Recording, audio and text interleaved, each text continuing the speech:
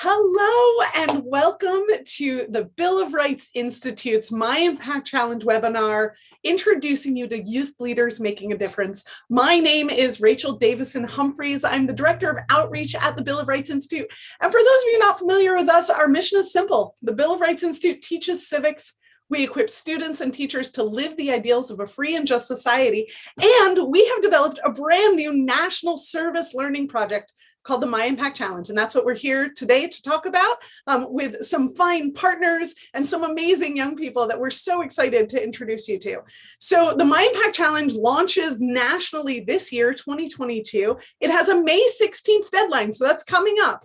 And all service learning projects are welcome to apply. And this is unique to the MyImpact Challenge. We know that there are so many young people already out there doing amazing projects for their Boy Scouts, their Girl Scouts, their Key Clubs, their community partners that they're already working with. And we want to honor and magnify those solutions, whether it's a government solution, an entrepreneurial business solution, or a charitable project that solved issues in your community. We want to know about it. The MyImpact Challenge wants to know about it. So ultimately, 5 years from now, we want to have a huge database of student-driven, young people designed solutions to community issues and become really the science fair for civics, right? But first, we're going to start small.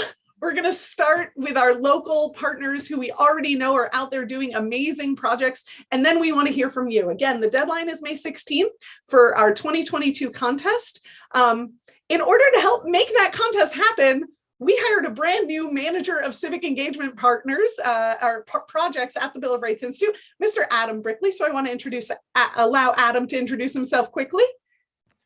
Hi, my name is Adam, and as Rachel said, I am the new staffer in charge of Civic Engagement Project here at Bill of Rights Institute. You can get a hold of me at abrickley@billofrightsinstitute.org or at mybri.org, but also I'm at MyImpact at mybri.org. MyImpact Challenge is my entire job, so I'm more than happy to answer any questions about this contest. And I'm just really excited to see what we can do with America's teens and what projects we'll see come in. So it's an honor to be here. And with that, I did want to invite Julie Rogers Bastion from our co-sponsor this evening to come on screen and say a few words, just because NYLC has been so instrumental in securing our speakers for tonight, and we're really thankful. Well, thank you so much, Adam. My name is Julie Rogers Bascom, and I'm the Director of Learning and Leadership at NYLC. NYLC stands for the National Youth Leadership Council, and our mission is to create a more just, sustainable, and peaceful world with young people, their schools, and their communities through service learning. So we're honored and excited to be partnering with you in promoting your effort and your MyImpact Challenge. Service learning is an approach to teaching and learning in which students use academic and civic knowledge skills to address real community needs. And that could be inside the classroom or it could be outside of the classroom. Our vision is that all young people can become civically informed and engaged citizens by participating in service learning during their growing up years. We know that our young people are doing that, and you're going to hear their stories shortly, that they're doing that and they're having amazing impact on changing the world around us. And so I am following in their footsteps as they serve, learn, and change the world. Well, it's wonderful to be a partner with NYLC, the National Youth Leadership Council, and your team, Julie, has just been so wonderful introducing us to many fine young people who are doing great work in the world.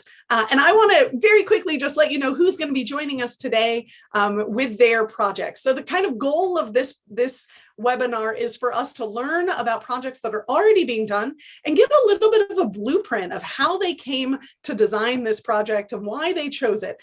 But we want to hear from you. We want to know what your questions are. So go in there in the chat on the YouTube channel, and we are monitoring it, and we'll answer any questions you have. So if anything comes up, let us know, and we'll be sure to touch base. So today we have three groups, really. One group of women, and then two individuals who have started projects in their communities. Shani Anduru and Elena White started the League of Women Voters Fellows. We're working on voter outreach. Bella Sullivan will be presenting on her uncanned cookbook project.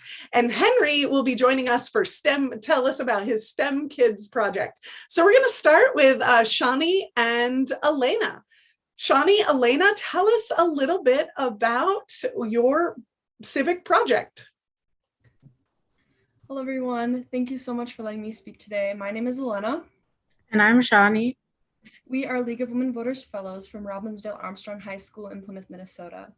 League of Women Voters is a nonprofit, nonpartisan organization that works to protect and expand voting rights through advocacy, education, and litigation at the local, state, and national levels. Me and Shani first heard about League of Women Voters Minnesota last fall through a world history class, and we've been meeting monthly ever since. Our work is connected to the concepts of citizenship and civic virtues. We feel that the responsibility to vote is something we should take seriously, and we want to support our fellow youth to help learn about and engage in voting. It is a busy time in our lives and right now, and many things have changed. Voting is important, but if a person feels that they don't know enough about candidates or issues in their community, they may not have enough information to feel confident or ready enough to vote. This is especially true for new and young voters, and they may feel intimidated by the process. When we first joined League of Women Voters, we learned that in 2018, 65% of eligible Minnesota youth registered to vote, but only 45% actually voted. Our purpose as fellows is to try and push to change this statistic. We are working to spread and offer information so that new voters feel confident in voting. These past 6 months, Shani and I have been working on some projects to help spread voting information throughout our community. I will now hand it off to Shani to talk about the projects we've done and projects we are going to be working with in the near future. Okay, hi. So during our time as fellows, so far we've made posters, the one that you see on the screen here, and we put them up all over our school. The posters were mainly catered to seniors or people who will be eligible to vote in the upcoming primary and midterm elections. On our posters, there's a QR code with a link to the Secretary of State's voter registration. The link helps with helps the students with how to register to vote and lets them know if they're eligible or not. This idea stemmed from the fact that us teens are always so attached to our phones, so it seemed like a great way to get them involved because it's convenient and it's right there with them.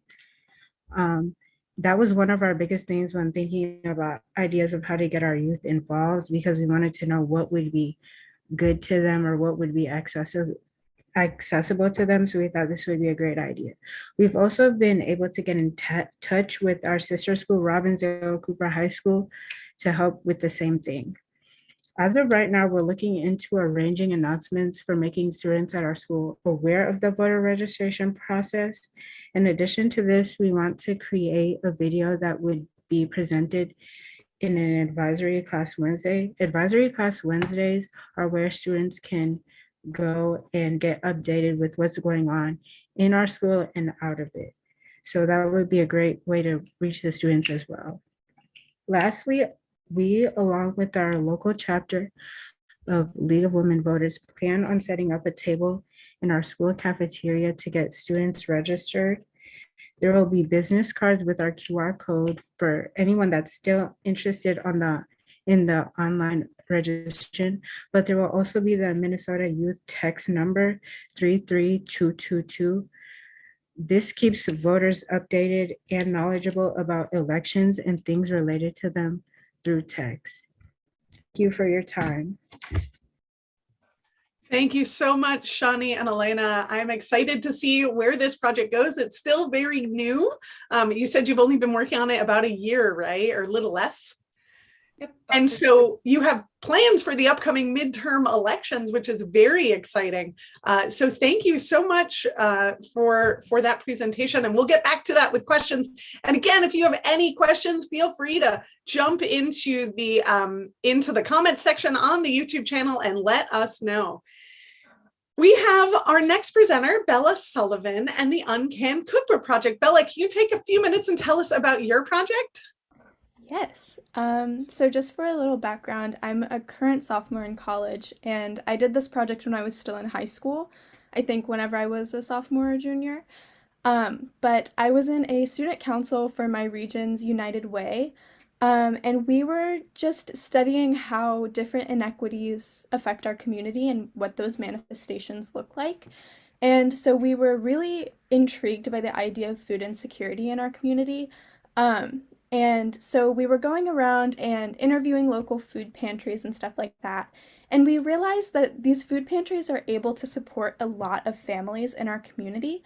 But the problem is that these families don't know what to do with the food that they are given. So they get these boxes on a weekly basis, huge moving boxes full of canned goods, dried vegetables, things like that, like non-perishable items so that people can make food, but all they know how to make is spaghetti or how to use a microwave. And so we were like, okay, that sounds like something we might be able to tackle.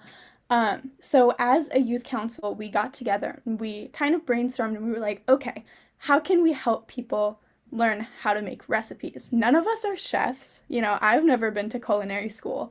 But we decided to do a little research online and to figure out how to write recipes made only of canned goods or only of really cheap items so that if these families aren't donated these items, they can still be able to go to the Save-A-Lot and get a can for like $1.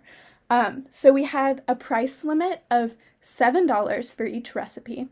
And my group, I think, made like mini chicken pot pies with like canned vegetables, cream of chicken soup, and then those like crescent roll things. They were actually really good. But in order to make sure that we weren't giving people food that was nasty, we had a taste test where we tried every single recipe that we had in the book, got together, invited community leaders to come and taste and to vote on what the best recipe was. It ended up being a 10 vegetable stew. And we decided that we wanted to pass out these cookbooks at the next food distribution day. And we decided to bring this recipe along with us so that the people receiving the cookbooks could see what kind of quality of food they'll be able to make now. It was really, really exciting because we were doing more than just having a canned food drive, and we were really like digging our hands in there and being able to see and being able to think about how we can help beyond just that. And the cookbooks were a hit. So many people loved them. We had a lot of families like posting on Facebook afterwards about how much their kids loved these new recipes. And we had like 20 different recipes, breakfast, lunch, dinner, dessert, and it was just so much fun. But yeah, that's my uncanned cookbook recipe project. Thank you. Oh, thank you so much for sharing that story and your inspiration and the kind of outcomes that you saw. And we'll get into some questions. But again, if you have any questions, let us know. We would love to hear from you and let us know in the comments section. And now we're going to turn to our last but very much not least presenter, Henry with STEM Kids. Henry, tell us about your project. Hi, everyone. I'm Henry Shee, and glad to be on the webinar tonight. I'll be discussing STEM Kids, which is a student-led, for students by students initiative to increase the accessibility of STEM educational programs within my community. STEM Kids is an idea that really started from my own personal interest in STEM. I've always been more of a quantitative person. I've loved solving puzzles and doing problems. And I saw a joy within STEM that many people don't see. Many people will see STEM as intimidating, something that gives them, a ton of anxiety. But for me, it was always fun. And what I wanted to do through STEM Kids was, number one, to make the access of STEM education resources more available, but also to try to share a bit of my own personal joy for STEM and my interest in it. So it was around almost 3 years ago that I started STEM Kids all alone, all by myself. And I started it with a very small group of just a few kids who I had been able to find within the community. But since then, it's just continued to grow. I've experimented with, doing different types of activities, and making workshops that are engaging, but also very informative and helpful for kids who might be struggling or who might need that additional boost in terms of their interest within STEM. So since that first group of students until now, the initiative as a whole has just continued to grow. I've been able to recruit some of my peers within my school community, and also people who I've met through various competitions or clubs that are related to STEM. And during the pandemic, I'm also glad that we moved things online, as did everyone else. And with the lack of instruction that a lot of kids were facing, and sort of those educational gaps that opened up through the pandemic when learning had to be moved online, we tried to fill those in by adding in a mentorship program, for instance, to pair some of our volunteers one-on-one with kids, and to help them progress over a period of a few months and to reach some big goals. So yeah, that's pretty much where we've been. We haven't quite moved in person with a lot of things yet, but now we're offering a range of different workshops and camps and things to get kids excited about STEM. Very, very exciting. It sounds like that is a continuing work and a necessary work, especially as instruction has been so disrupted over the past couple of years. And those communities around STEM are so important. And helping to secure that and foster it is such an important part of that type of learning. Well, I can't tell you. So I actually hadn't heard all that yet. And I'm so excited that you all are here. The projects that you're doing really are truly powerful, powerful change agents in your communities. And we have a couple of questions that have come in and that we kind of wanted to talk about a little bit. But I want to talk first about the identification of the problem, like this particular problem. What captured you about this issue? Because you put in, scores, if not hundreds, if not thousands of hours of your very precious time into these projects. So what really inspired you to get involved in this issue? And you can just popcorn in when you think you have an answer there. I guess I can go first. So the United Way has different pillars that they like to focus on in their action. And the city that I am from is technically a food desert. And also in my school system that I grew up in, I think it's around 45% of students will experience homelessness during their time as a student in that system. And knowing people myself who have experienced homelessness, when we were in 6th grade, it was just something that really hit home to me and was something that was really important to me. And also, if it's not something that I have ever experienced before, I feel really grateful that I got the chance to learn about this experience from people who are experiencing it firsthand. And I'm not getting that mitigated information. And so that made me feel really inspired that I was able to help, but I was also able to learn at the same time, which I think is the beauty of service learning. And actually, Bella, while we're giving everyone else a chance to think, talk to me a little bit about the service learning process, because yours was very much through school service learning. So Elena and Shani and Henry will get to your inspiration question, but I do want to ask this question about service learning specifically. What was that process that you went through? Yeah, so NYLC likes to use this term IPARD to kind of categorize service learning. And so it stands for investigation, preparation, action, reflection, and then demonstration. So our investigation period was researching these food shelters and doing our interviews. Our preparation was getting all of these cookbooks together. Action was distributing the cookbooks, meeting these people. reflecting on it, we decided that we should have printed more cookbooks because we didn't have enough for everybody who was there, and that we definitely could have made it longer because, like, who's going to eat the same 20 meals like every single like week, you know? And then for demonstration, we created a YouTube video and posted it to our Regions United Way YouTube page, and we also had our local paper do a feature story on it. So that was really exciting. And although this group wasn't like connected with my school, I still feel like I learned a lot, even though it wasn't like typical curriculum learning. But I'm someone who thinks that that experience learning is just as important, if not more important, than curriculum learning. Thank you so much. That was really informative, Bella. And that's something, you know, the Bill of Rights Institute has its own kind of structures that we've been using. But now that I know more about IPART, we're definitely going to be looking at it for updates that we do as we continue to grow the MyImpact Challenge. So thank you, Bella. Elena, Shawnee, Henry, what inspired you? And Henry, you spoke about this a little bit. If you could just go back to it in your comments. But what inspired you about this issue in particular? You can popcorn in when you're ready. Yeah, so I think the first time, so I first learned about it last fall when I was in my world history class.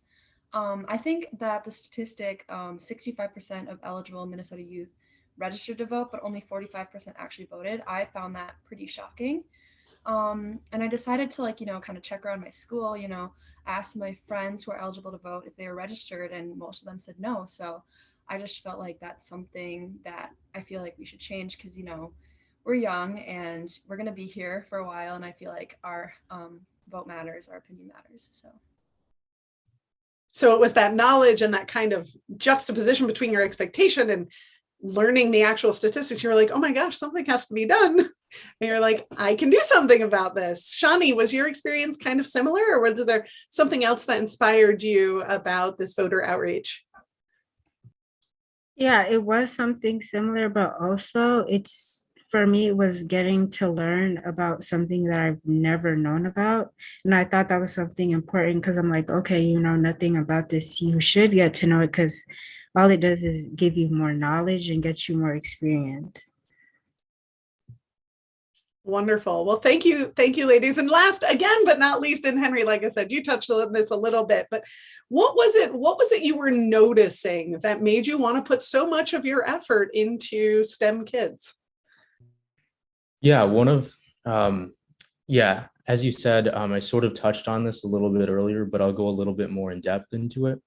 So for me, like that spark was kind of recognizing that the way that STEM is traditionally taught accomplishes one purpose, which is to teach kids the content, but there's an entirely different part of that, which is more exploration based, which is actually interesting, kind of like an adventure. And that's the part of STEM that I've personally come to enjoy. And I've realized that not only if you're introduced to this, can you feel less intimidated by the STEM topics maybe that you learn in school, for instance, but you might feel greater self-motivation to pursue more of that on your own and to potentially pursue that as a career or something within life. So that was sort of that was the inspiration for me, trying to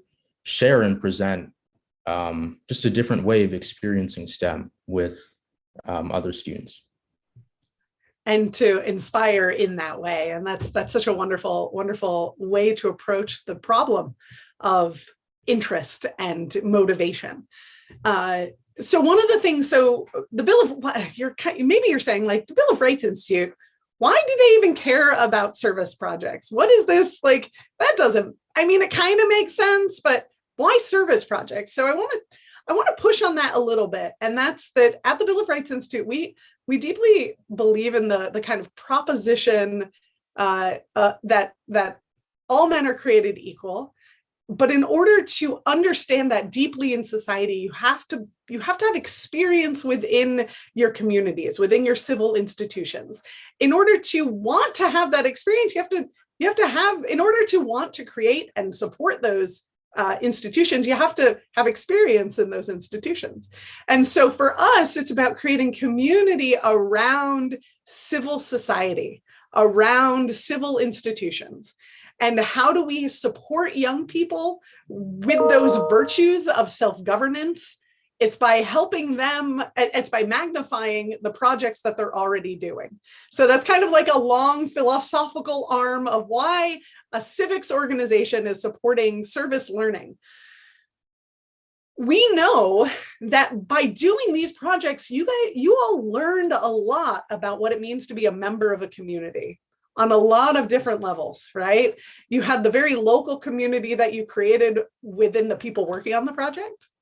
Then building out, you had the people you were impacting, but then building out further from that, you had your community that you're operating in. As you mentioned, Bella, your local paper did a story on this, and Henry, you mentioned that that you created this whole online community of people that you pulled together from your other associations, right? So I want to understand, I want to know a little bit, can you reflect a little bit on what your project taught you about being a citizen of a community or a citizen of your town or just citizenship in general? I can go. It taught me that being a citizen of your community can be fun, because when me and Elena were making the posters, we really had to put our heads together to bring together or think about something that was creative, and we worked really hard on the poster. And it's not like we're not like artists or something, but it was still very fun to like be able to put your heads together to say, oh, we should do this. Oh, this is what looks good. So yeah. So it helped you explore your own creativity and then have your creativity do something, right? It had an impact. That's awesome. Elena, did you want to add to what Shani said? Yeah, so I mean, like, it just kind of opened my eyes, like, you know, how many things are out there in my community that I can be a part of. Like, I had no idea that this was even like a thing until I learned about it, you know, first hour, October, you know, like, it was just so cool that, and like learning all the stuff you can do through the League of Women Voters and how many other organizations there are out there. It's just, there's a lot you can do. So there was like there's a cascade effect. You're like, oh, I can be a part of this thing. And then I can be a part of this thing. And then I can be a part of this thing. And that's how you get on 15 boards and you have no free time anymore. And it's all very exciting. Awesome. Bella, Henry, what did your service project teach you about being a citizen? Yeah, for me, the experience was very empowering, and it taught me the importance of being engaged. I think a lot of the time when you look around and you see issues within your community, a lot of people might say, oh boy, I hope someone fixes that or finds a way to fix that, right? But what my service sort of taught me is that we have the power within ourselves to make a difference within some of these issues. And instead of sitting around and hoping that someone else is going to do it, we should take that shot and go ahead and try to make an impact. I could not have said it better. Thank you, Henry. Bella, your thoughts on your own reflection on citizenship as part of your project? Yeah, so I want to go ahead and second everything that's been said. You guys like stole the thoughts right out of my head. But also, this experience plus other service learning experiences I've had have really taught me that being a citizen is a collective effort. And although that's kind of like oxymoronic, it's true, because like in order to be a citizen, like a functioning citizen, you have to learn how to work with other people, and you have to learn how to like make that change as a group. But I think it also taught me that although I can help and although I can serve, I cannot fix all by myself, and that it's really important for me to realize that my help isn't a savior. Really important to kind of take that step and realize that there are problems that go deeper than what I can address, but I can still help and I can still advocate. So yeah. and it sounds, Bella, and this is similar to Elena's comment, that you recognize that there's more work to do to solve whatever the crisis is, but that you can have an impact in your own sphere. And that is a deep power that we have as citizens of our various associations, right? Because we're all citizens in all these different ways all the time. And what does it mean to be a good citizen and to be engaged in that work? I thank you guys so much for sharing that. So my last kind of question is kind of, our big vision for this project is that, again, it's the science fair for civics, right? We have thousands, hundreds of thousands of young people doing projects around the country already. And we just get to magnify those and collect them and make them part of a bigger community. But there are also kids out there who see problems and they don't know where to start, right? They know that something's wrong, but they don't know what to do about it. What advice do you have to other young people about starting a civic engagement or service project? I'd say just go for it, because in the beginning I had no idea about League of Women Voters and things like that, but I was like, oh, this looks interesting and important. And from there, it's true, you might like it or you might not like it, but it's definitely a learning experience. It gives you knowledge on how to work with others, because before me and Elena never interacted, but it's been fun to like get to know her and work with her, especially with the posters, because we stayed after school, and when it was done, we were really proud. So I feel like it doesn't just have to be something that you can make it fun as well too. So just go for it. Yeah. Yeah, something I kind of want to echo what Shawnee said. I think the important thing to note and to sort of keep in mind about all of this is that no initiative that you start or service project you do is going to be a linear process.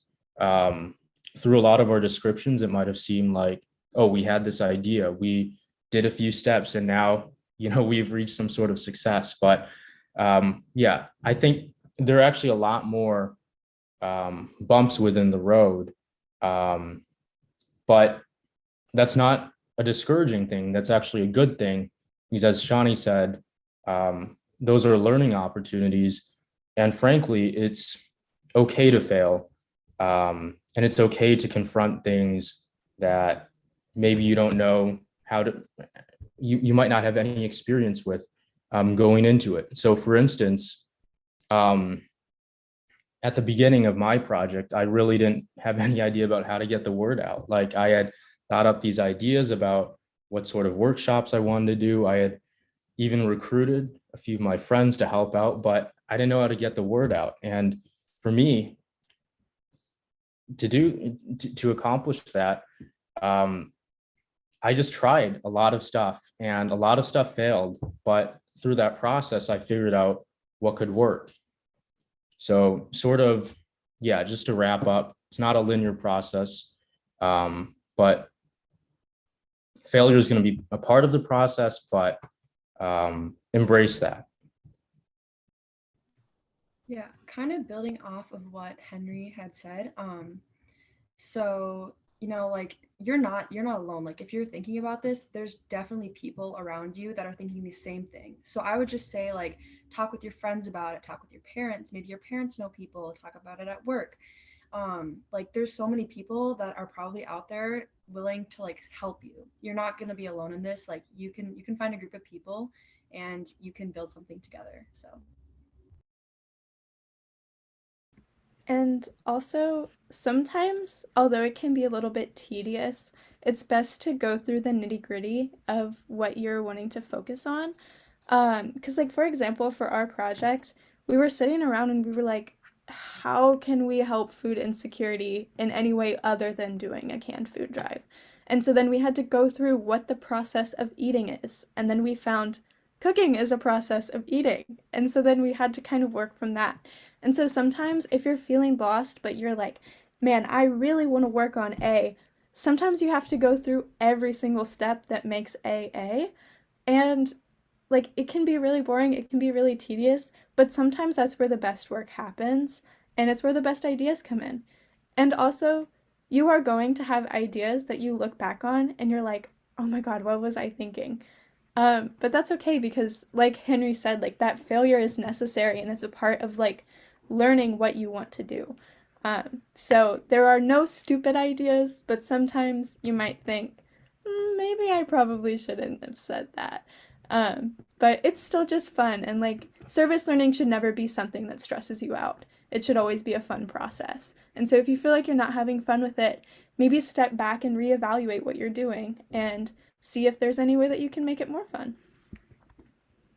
And having a community is a big part of that. And so again, the MyImpact Challenge is really looking to create this community of change agents to bring young people like you together as models so that other young people know that what's possible. And so we are, like I said, so grateful that you're taking time out of your busy year, your busy lives, your engaging lives to spend time with us, to help us promote young people and the projects that they're doing through the MyImpact Challenge. So again, thank you to our incredible panel today, Elena, Shani, Bella, Henry. Thank you so much, not only for joining us today, but for being engaged citizens, making changes where you can in your communities with your energy and your intelligence and your talents. My name is Rachel Davison Humphreys. I'm from the Bill of Rights Institute. I was joined today also by Adam Brickley. And I want to give Julie an opportunity to say some closing words if she has any. Oh, I'd be delighted. Thank you to your guests, the young people who talked about, I'm writing this down because you all had such important words for us. We have the power to make change. You talked a little bit about youth adult partnerships, about working with other people. And those of you who are adults out there that are listening, think about how you can support a young person to become more civically engaged. You talked about just go for it. I loved that. It's not always a linear process. And you're absolutely right. We learn a lot from some of the challenges. And I keep thinking about all the skills, important skills that you all have been building through these different processes. Some of those life skills that are going to be with you forever. The teamwork, the communication, the creativity, all those things that we talk about as soft skills, well, those are really critical in the next stages of your life. I want to thank the Bill of Rights Institute for inviting these young people together and to shine the light on this important work that adults and youth can do together. Thank you so much, Julie. And again, thank you to all of you. This is the beginning of what we hope is going to be something very big, and we hope to continue our relationship with you. You've done something wonderful already, and I'm sure that your stories and your future work will continue to have an impact in the lives of those around you. So thank you so much. Again, the Bill of Rights Institute's MyImpact Challenge closes on May 16th, 2022. You can find all the information about the contest at myimpactchallenge.org or go to the Bill of Rights Institute website. Adam and I are here for you as you fill out your contest entries. All it takes is a project report, an essay on constitutional principles, and some documentation that shows the magnitude of what you're working on. So we would love to hear from you. Adam, did I forget anything? You did not forget anything, but everything is online at myimpactchallenge.org. You can email us at myimpact@mybri.org. And thank you to everybody for being here tonight. This was great. Thank you all so much. Have a wonderful evening. Take care of yourselves, and we hope that we will continue these conversations far into the future. Take care.